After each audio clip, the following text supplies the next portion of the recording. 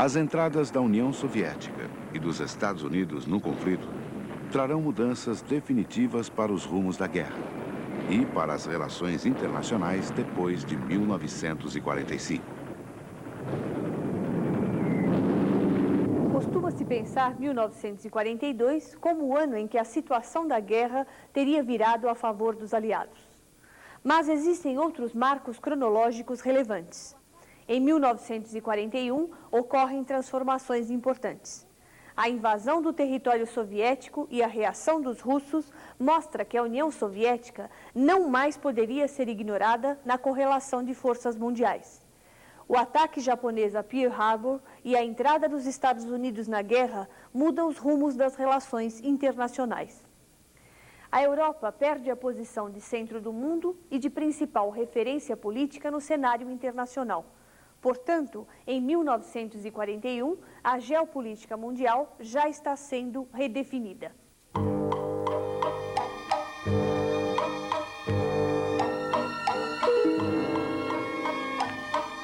Nos anos 30, o Japão possui uma população de 73 milhões de habitantes distribuídos num arquipélago com uma área menor que a do estado de São Paulo. Com um relevo montanhoso e condições desfavoráveis à agricultura, o Japão apresenta poucas possibilidades de sobrevivência para a sua população.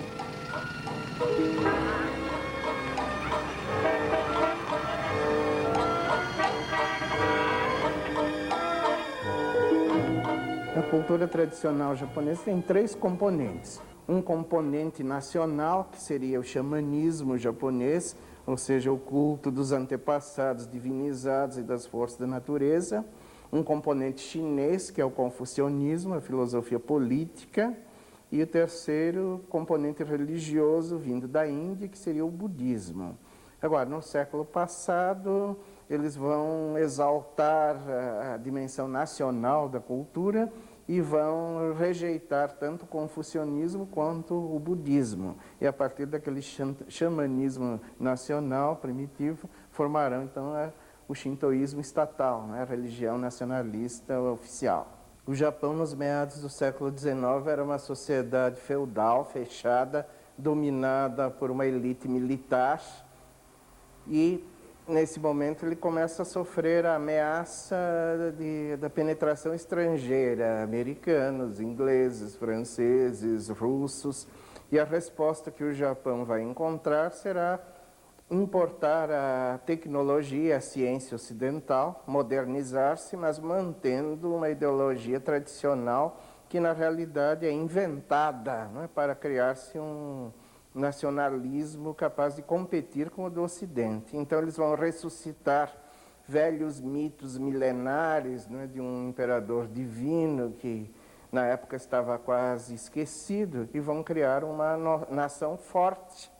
E a educação primária vai ser mobilizada para criar um espírito nacionalista, inclusive de superioridade racial frente ao ocidental branco, né? O mito de um Japão divino e invencível, né? E com isso o Japão vai imitar o Ocidente imperialista. Ele vai começar a sua própria corrida imperialista, conquistando colônias. Primeiro a ilha de Formosa, depois a Coreia, depois a expansão na própria China, a conquista da Manchúria, né? E o Japão vai competir com o Ocidente na corrida colonialista e imperialista.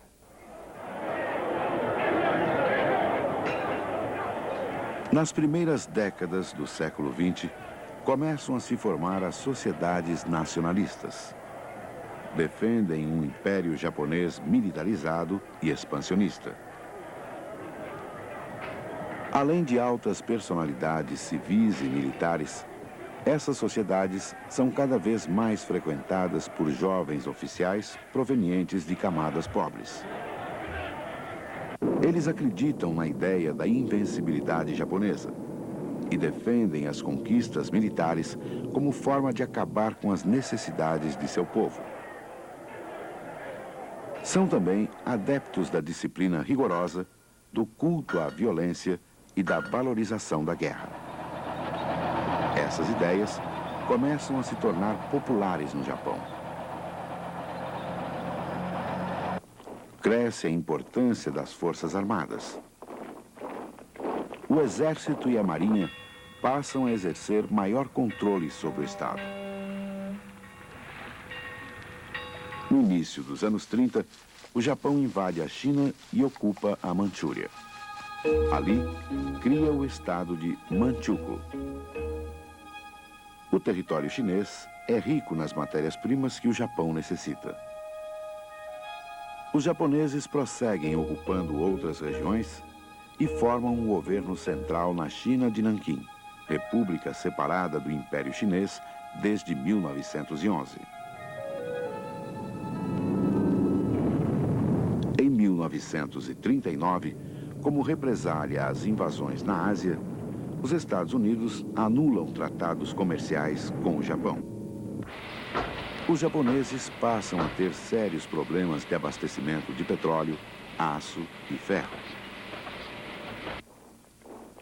Em 1940, com a vitória rápida da Alemanha sobre a França e com a paralisia da Grã-Bretanha, os japoneses passam a crer que suas ambições no Extremo Oriente e no Sudeste da Ásia só são ameaçadas por um rival, os Estados Unidos. O general Tojo, ministro da guerra japonês, acredita na invencibilidade do exército japonês e na possibilidade de uma vitória frente aos Estados Unidos. Em setembro de 1940, é constituída uma aliança entre o Japão, a Alemanha e a Itália. É o conhecido eixo Roma, Berlim, Tóquio. A formação do eixo confirma o apoio alemão e italiano às ambições do Japão de formar uma grande Ásia japonesa. A Alemanha pretende usar o acordo com o Japão em seu benefício. Hitler acredita que as forças japonesas poderiam se dirigir contra o Império Britânico, o alvo principal da Alemanha. Em 41, os japoneses julgam que a possibilidade de continuar a expansão para o Sudeste Asiático dependia da neutralidade soviética. É importante manter a paz com a União Soviética para dar continuidade à política expansionista. Os japoneses não querem lutar em dois frontes poderosos.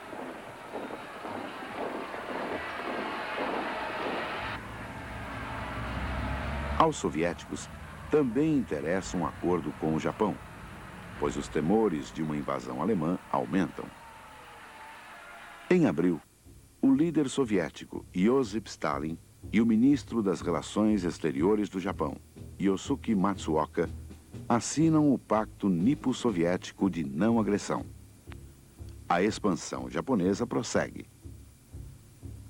A partir do estado de Manchukuo, o Japão realiza conquistas no sul da China. Toma a Tailândia e a parte norte da Indochina francesa, atual Vietnã, Camboja e Laos. Corta a rota da Birmânia, atual Mianmar, e passa a fazer pressão sobre as Índias holandesas, atual Indonésia. Esta expansão permite ao Japão o acesso às fontes de matérias-primas da Malásia e da Indonésia. A reação não tarda.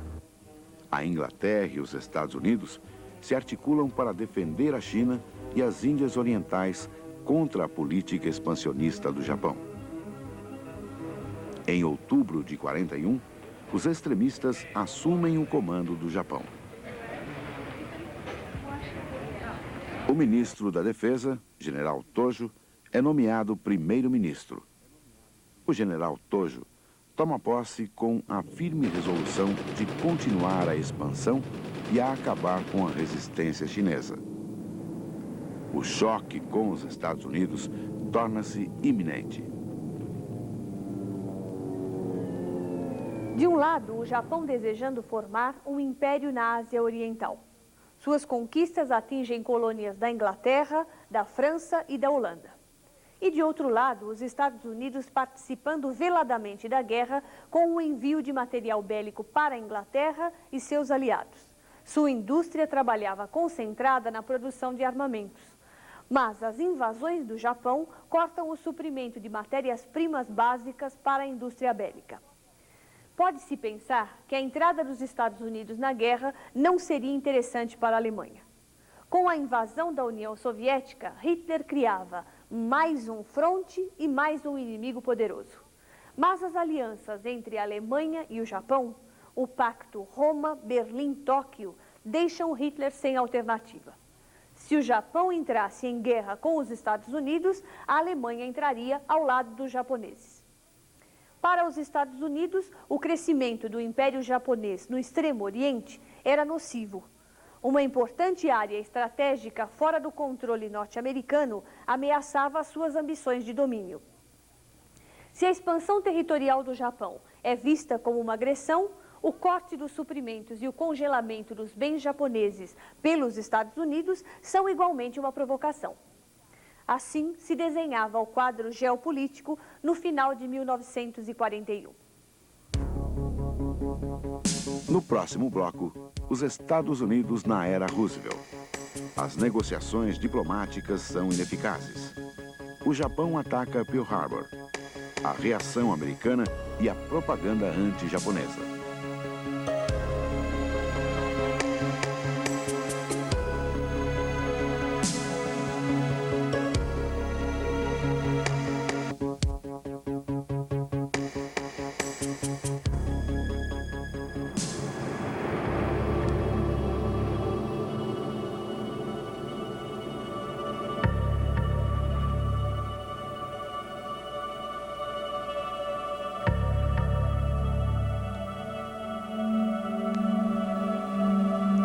Dezembro de 1941.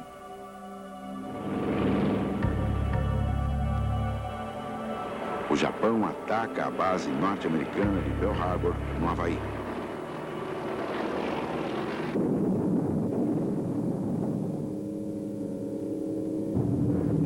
Teria sido uma grande traição dos japoneses?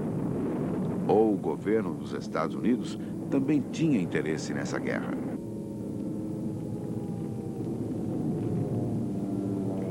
É preciso compreender a situação dos Estados Unidos no começo da Segunda Guerra Mundial.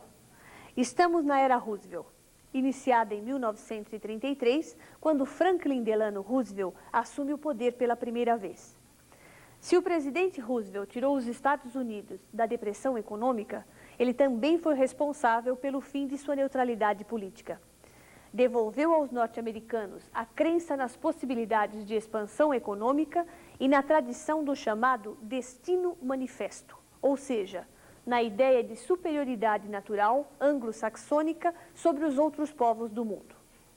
O domínio norte-americano sobre outras nações se estabelece de forma diferente do tradicional imperialismo. Eles conquistam de maneira indireta, controlam o espaço econômico e dominam culturalmente, através da exportação dos valores de sua cultura. Os Estados Unidos defendem uma política de portas abertas, o que significa a livre entrada de seus interesses econômicos, políticos e culturais, inclusive para deter outro grande império, a União Soviética, divulgadora de valores antagônicos aos dos Estados Unidos. A Ásia Oriental, base da expansão japonesa, é uma área estratégica fundamental para o desenvolvimento desta política norte-americana. No decorrer de 1941, americanos e japoneses tentam um acordo. O general Tojo, chefe do governo japonês, fixa uma data limite, 25 de novembro. Se até lá não houver acordo, será a guerra. Em outubro, o Japão envia o delegado Saburo Kuruzo aos Estados Unidos para retomar as conversações. Mas elas são infrutíferas. O Japão não abre mão dos territórios conquistados, nem pretende abandonar sua política de expansão na Ásia. Os Estados Unidos permanecem firmes na recusa de reconhecer os novos domínios japoneses na região. As negociações fracassam. O prazo estipulado pelos japoneses se esgota. O Japão ataca Pearl Harbor e inicia o conflito.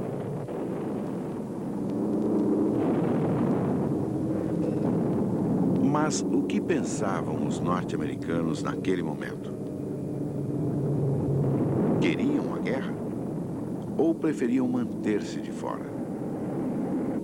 Parece certo que o presidente norte-americano soube do ataque japonês com antecedência, mas nada fez para evitá-lo. Desde 1940, os serviços de contra-espionagem dos Estados Unidos haviam conseguido decifrar os códigos japoneses. As mensagens eram interceptadas e decifradas com muita rapidez. Roosevelt teria sido favorável à entrada dos Estados Unidos na guerra, como sugere este cartoon. O ataque surpresa a Pearl Harbor teria servido à política do presidente para convencer a população.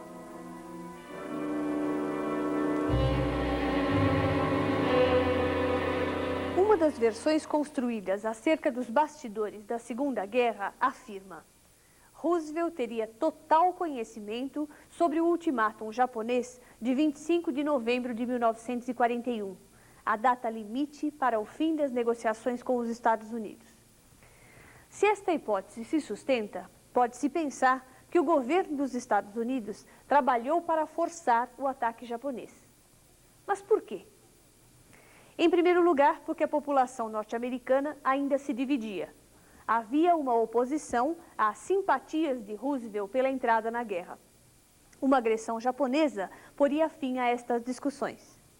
E, em segundo lugar, porque o ataque japonês reforçaria a ideia de traição e a imagem construída do oriental como dissimulado, em oposição à construção de uma imagem de um norte-americano bondoso e ingênuo. Seja qual for a versão escolhida, é importante levar em conta a construção destas hipóteses. Os Estados Unidos vivem a chamada Era Roosevelt. Franklin Delano Roosevelt é o presidente desde 1933, quando assumiu em plena Grande Depressão. Sua política de recuperação econômica da nação, o New Deal, dá certo. O país volta a crescer e Roosevelt ganha sucessivas eleições.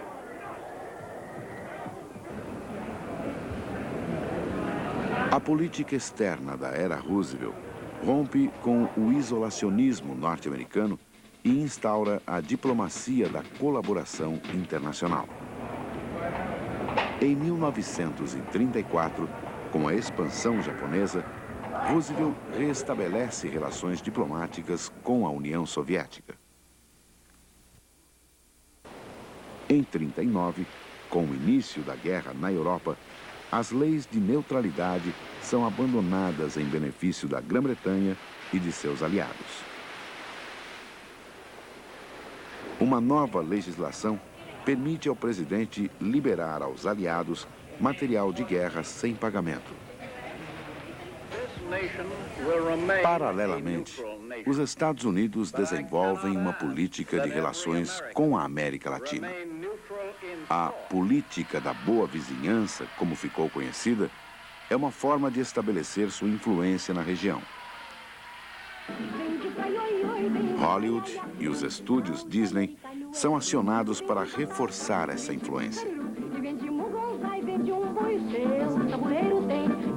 Nas telas de Hollywood, a brasileira Carmen Miranda faz sucesso, inclusive ao lado de Zé Carioca.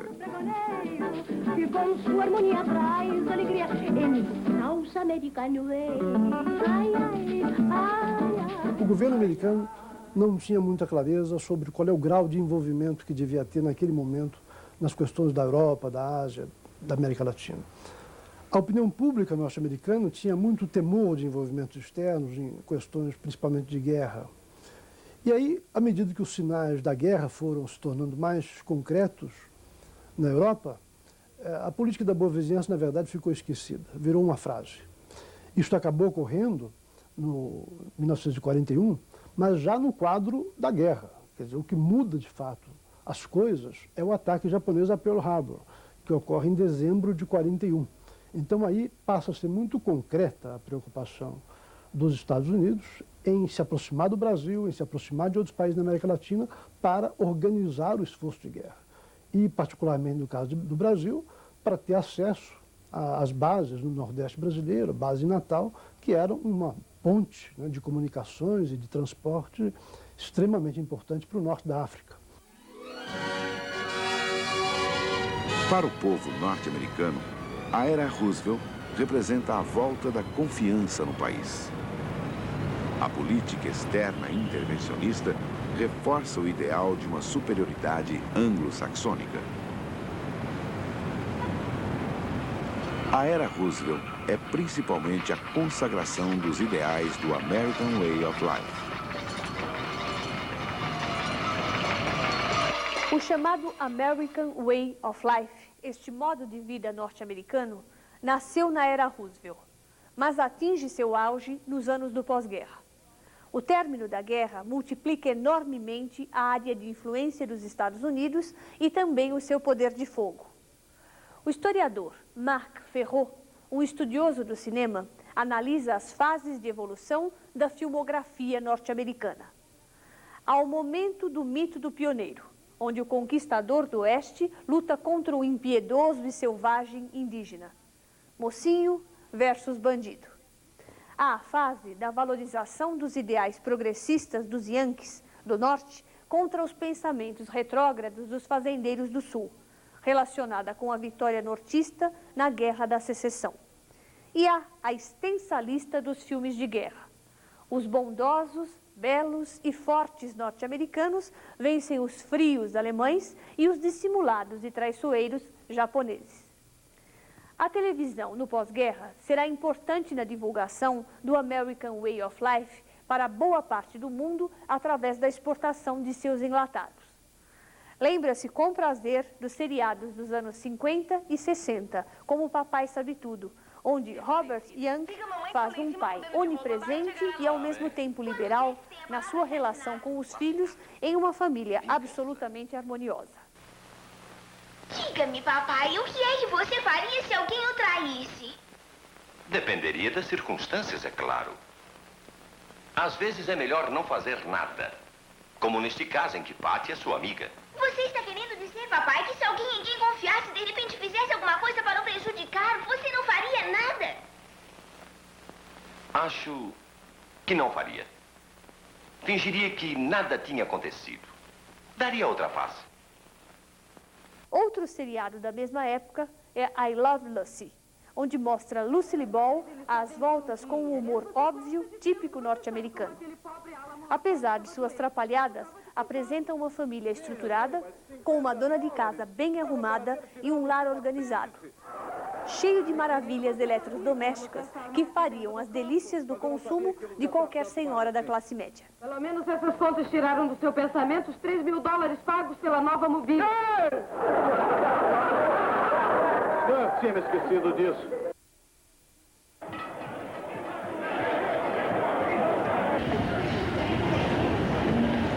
Antes do ataque japonês, em 1941, a população dos Estados Unidos está dividida.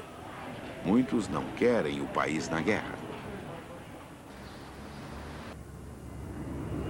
Na madrugada de 7 de dezembro, o Japão desfecha um violento ataque contra as forças norte-americanas do Pacífico em Pearl Harbor.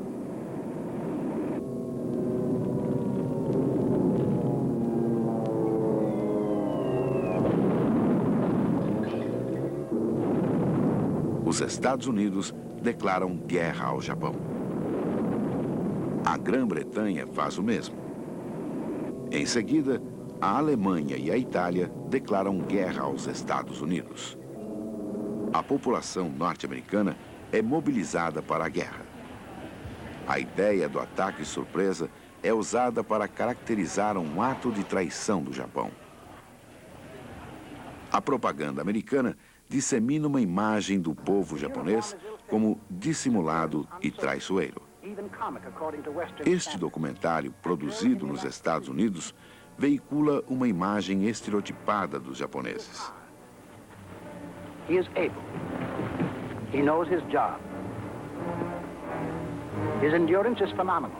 He'd just as soon go over a mountain as around it. He lives on rice and fish, or occasionally rice and meat, but often on rice alone. And he's proud of it. He is prouder still of the fact that to be a soldier is the highest human achievement in Japan. He has been trained to be a soldier almost from birth, and into his tough little mind has been drilled and hammered the fanatical belief that Japanese are descendants of gods and destined to rule the earth and all who live on it.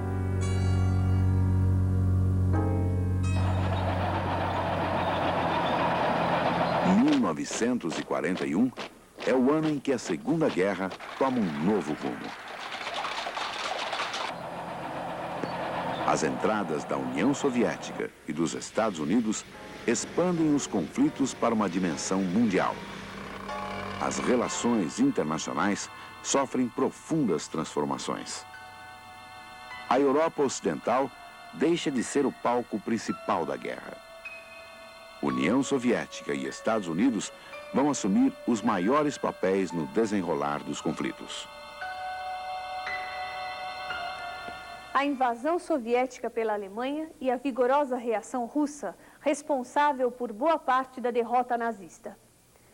A expansão do Japão ameaçando interesses europeus e norte-americanos, mostrando ao mundo a posição estratégica japonesa e a sua força. A entrada dos Estados Unidos na guerra e o seu apoio decisivo aos aliados, sem o qual França e Inglaterra não teriam resistido ao nazifascismo. Por tudo isto, 1941 é um ano fundamental na Segunda Guerra. O mundo não seria mais o mesmo. Novos contornos se desenham no mapa geopolítico internacional.